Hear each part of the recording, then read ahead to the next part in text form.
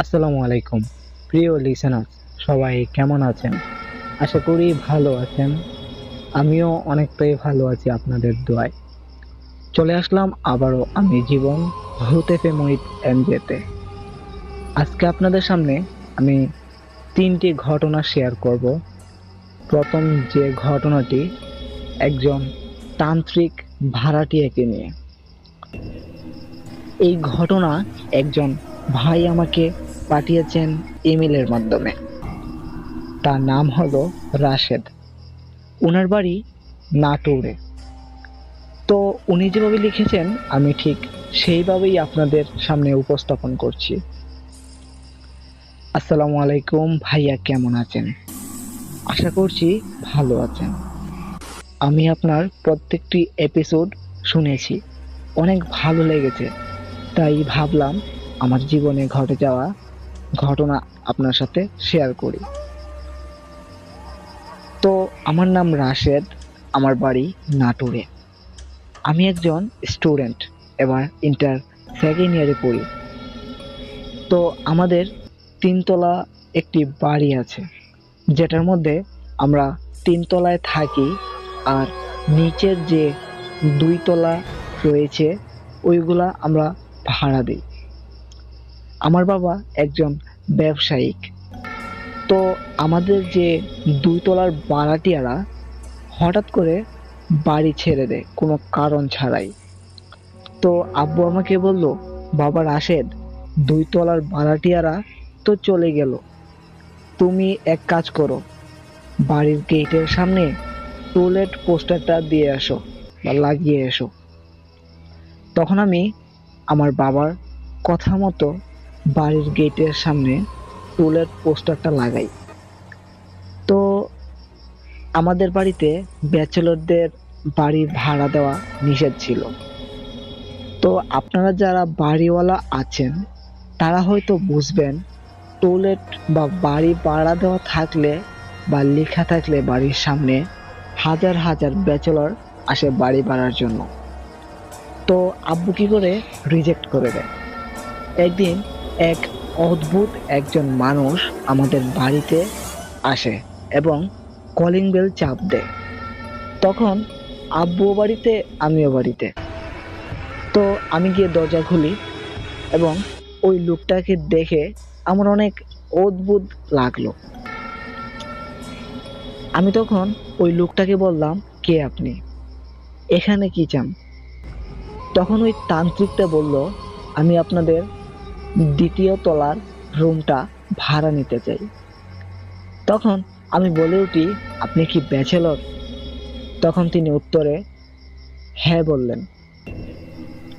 সেই সময় আমি ওনাকে জানিয়ে দেই আমাদের বাড়িতে ব্যাচেলর এলাও না। তখন আব্বু ঘর থেকে চলে আসে গেটের সামনে। তখন আব্বু বলে উঠে, কে এসেছে রাশেদ, এতক্ষণ ধরে কথা বলতেছো? তখন আব্বু দেখতে পায় ওই তান্ত্রিককে।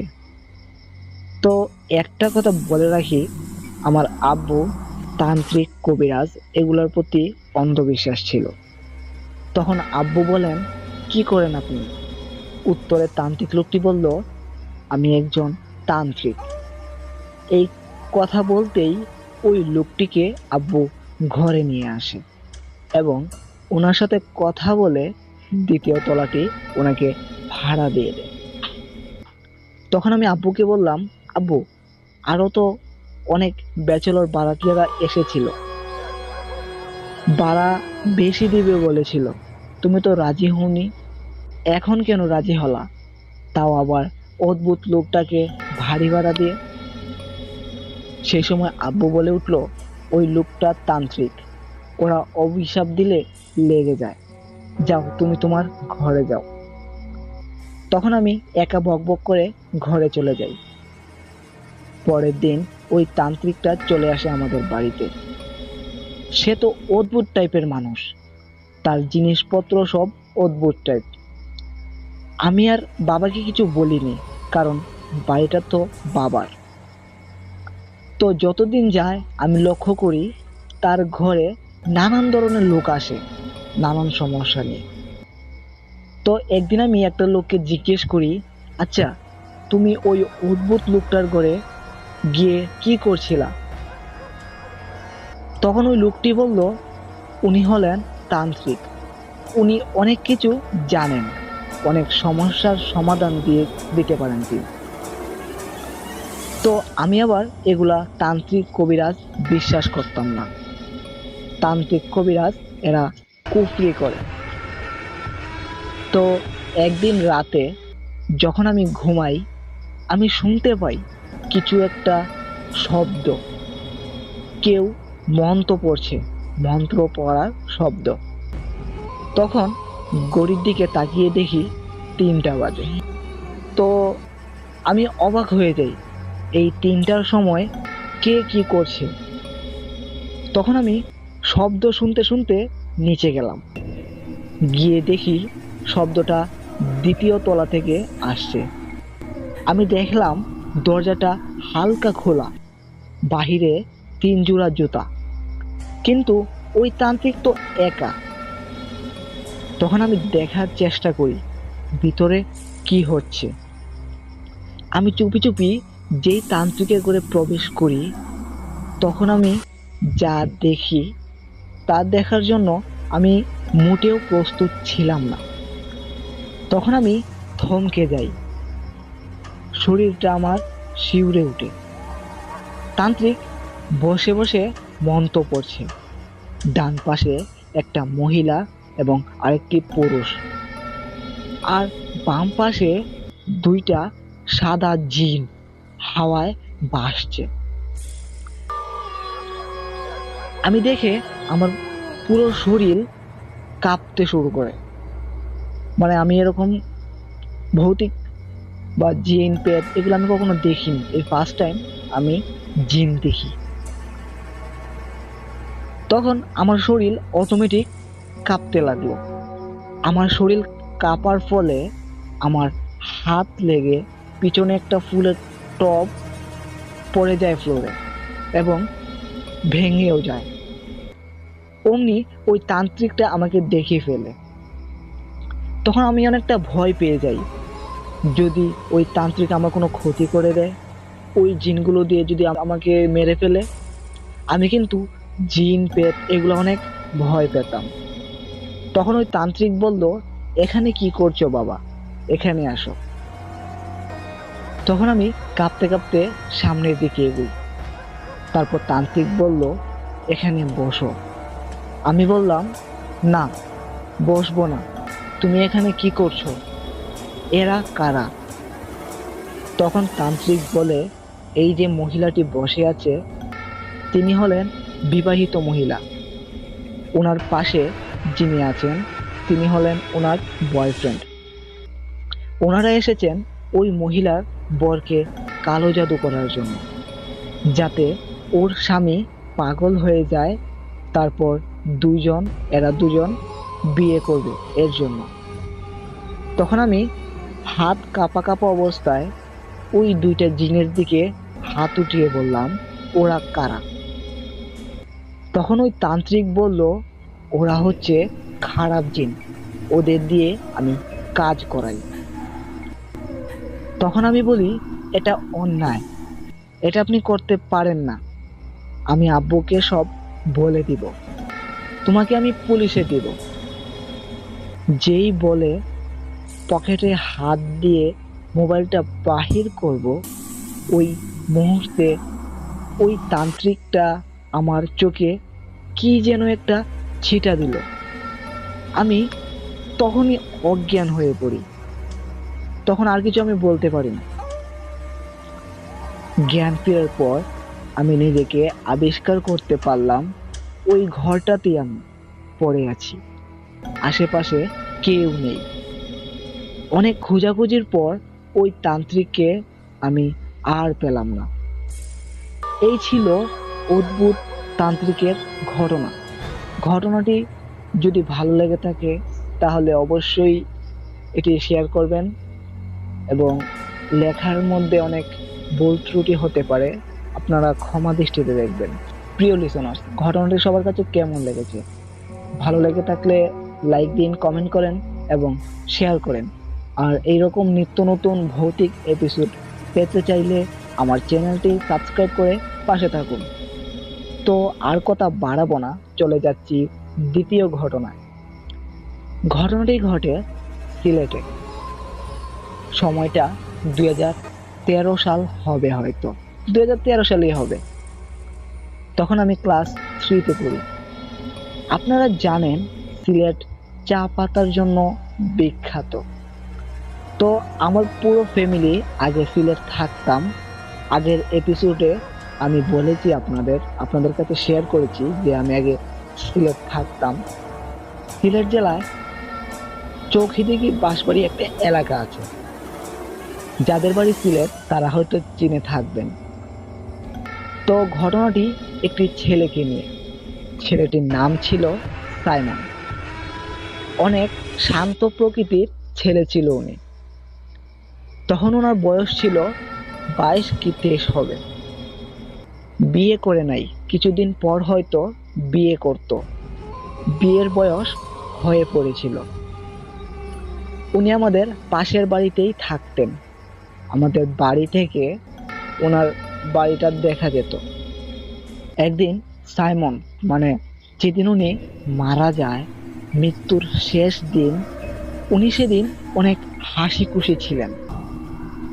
তো সেদিন সে অনেক খেলাধুলা করেছিল। ছোট ছেলেদের নিয়ে বাড়িটা পুরো মাথায় তুলে রেখেছিল সেদিন। সারাদিন অনেক খেলা খেলছে, নাটক করছে, নাটকে অভিনয় করছে, আরো কত কি। তো সকাল থেকে সারাদিন খেলাধুলা করার পর মেবি 2টার দিকে উনি গোসলে যাবে। তাও আবার 10 থেকে 15 জন ছোট বড় মিলিয়ে ছেলেদের নিয়ে। তাও আবার বাঁশবাড়ির পাশেই একটা বাগান আছে অনেক বড়, যেখানে চা পাতা হয় আর কি। বা ওই বাগানের ভিতর 3টা পুকুর আছে। যেই পুকুরগুলো ভালো ছিল না।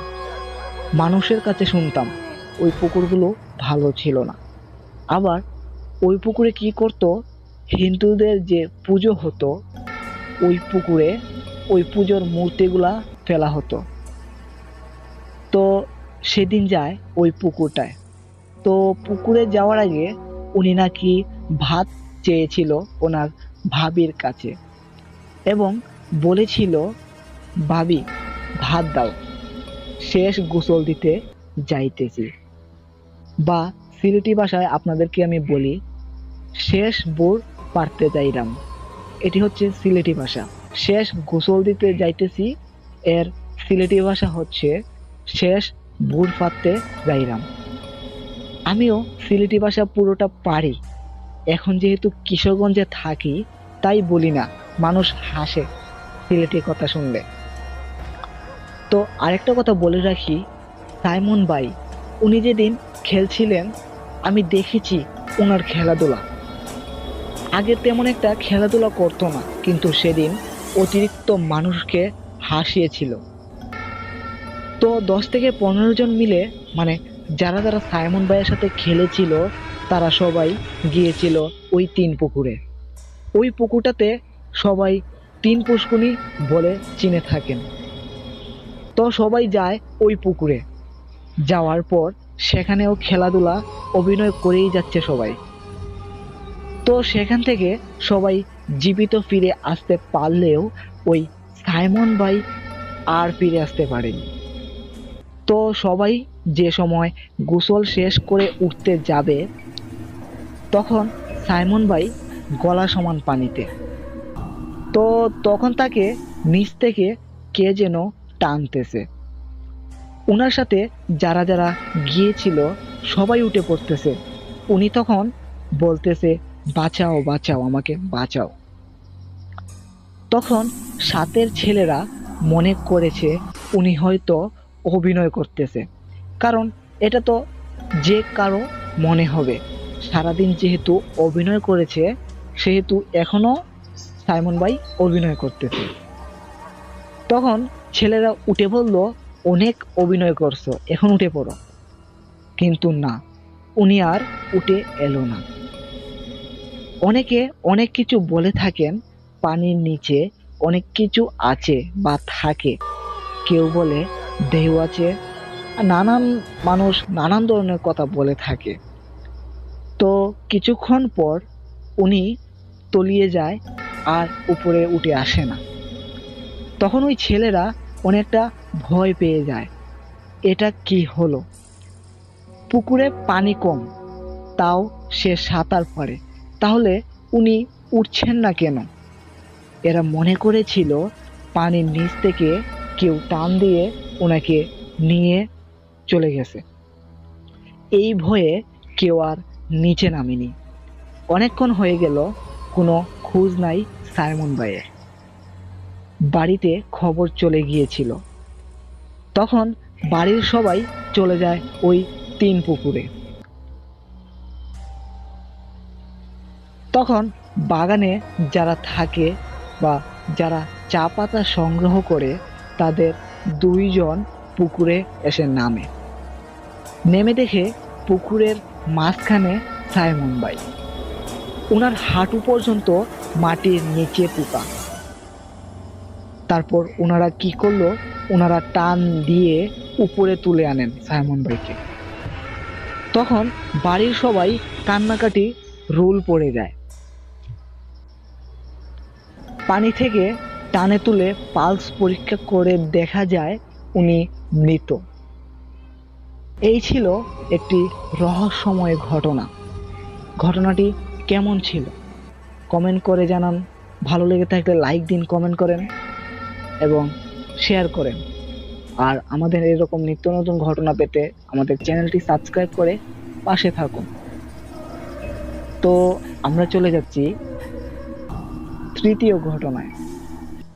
ঘটনাটি ঘটে 2 সপ্তাহ আগে আমাদের এলাকার এক চাচার সাথে। আমাদের এলাকায় একটি বিল আছে অনেক বড়। তো ওই চাচা আমাকে যেভাবে বলেছেন আমি ঠিক সেইভাবেই আপনাদের সামনে উপস্থাপন করছি। ঘটনাটি যেদিন ঘটে দিনটা ছিল শনিবার। তো ওই চাচা একজন সবজি বিক্রেতা। উনি সকাল 6টা থেকে 11টা পর্যন্ত তয় তরকারি বিক্রি করে থাকেন। সেদিনও তিনি 11টা পর্যন্ত বাজারে ছিলেন। বাড়িতে এসে খাওয়া দাওয়া করে কাঁচি এবং টাফা নিয়ে বিলের উদ্দেশ্যে রওনা দেয় ঘাস কাটার জন্য। টাফা বলতে বোঝায় ঘাস রাখার পাত্র বা ঝুড়ি। গ্রামের ভাষায় একে টাফা বলে। ওই বিলের নাম ছিল ভাস্কর খেলা। উনি কি করলেন, সুন্দর একটা জায়গা দেখে বসে পড়লেন ঘাস কাটার জন্য। বিলে বৈশাখের ধান কাটার পর খেতে কিন্তু ঘাস থাকে না, ঘাস থাকে বেশিরভাগ আইলে। তো আইল হলো গ্রামের ভাষা, যেটি ক্ষেতের চারপাশে থাকে। একজন মানুষ খুব সহজে চলাচল করতে পারে ওই রাস্তাটা দিয়ে। আবার আপনারা ক্ষেতের সীমানাও বলতে পারেন। উনি ঘাস কাটতেছেন, তখন দুপুর 12:30 বাজে। সূর্যটা তখন মাথার উপর। কিছুদিন অনেক গরম যাচ্ছে, তাই বলি দুপুর টাইমে মানুষ অনেক কম থাকে বিলে। যাদের অভ্যাস আছে তারা যে কাজ করতে পারে। উনি তখন ঘাস কাটতেছিলেন। তখন উনি দেখতে পেলেন বাতাসের গতির মতো ভেগে ছুটে এসেছে এক বাচ্চা। তাও আবার 3 থেকে 4 বছরের বাচ্চা হবে। তখন উনি অবাক হয়ে যায়, অনেকটা ভয়ও পেয়ে যায়। আশেপাশে তো কেউ নেই। তখন উনি অবাক হয়ে যায়, অনেকটা ভয়ও পেয়ে যায়। আশেপাশে তো কেউ নেই, তাহলে এই বাচ্চাটা কোথা থেকে এলো?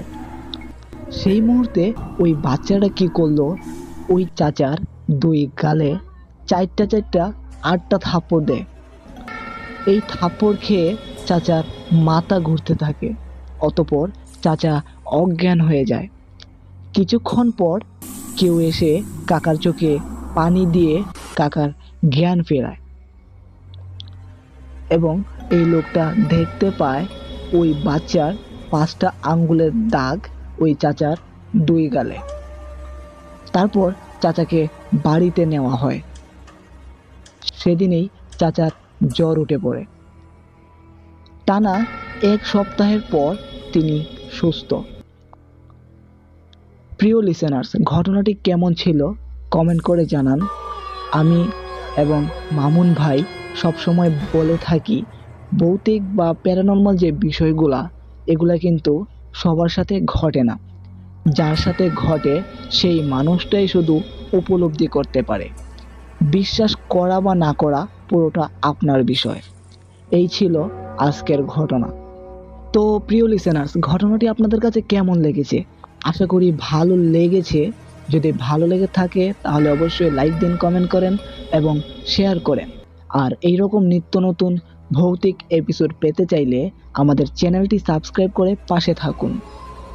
আর আপনারা যদি চান আপনাদের জীবনে ঘটে যাওয়া ভৌতিক ঘটনা আমাদের কাছে শেয়ার করতে পারেন। আমরা আমাদের লিসেনারদের কাছে আপনাদের ঘটনাগুলো পৌঁছে দিতে পারি। আমি আমার ডেসক্রিপশন বক্সে আমার মেইল দিয়ে দিচ্ছি এবং হোয়াটসঅ্যাপ নাম্বার দিয়ে দিচ্ছি। আপনাদের ঘটনাগুলো সেন্ড করতে পারেন। তো আজকের মতো বিদায় নিচ্ছি। দেখা হচ্ছে সামনের কোনো এপিসোড নিয়ে। হতে পারে পরবর্তী ঘটনাটি আপনার। সবাই ভালো থাকবেন, সুস্থ থাকবেন। আসসালামু আলাইকুম।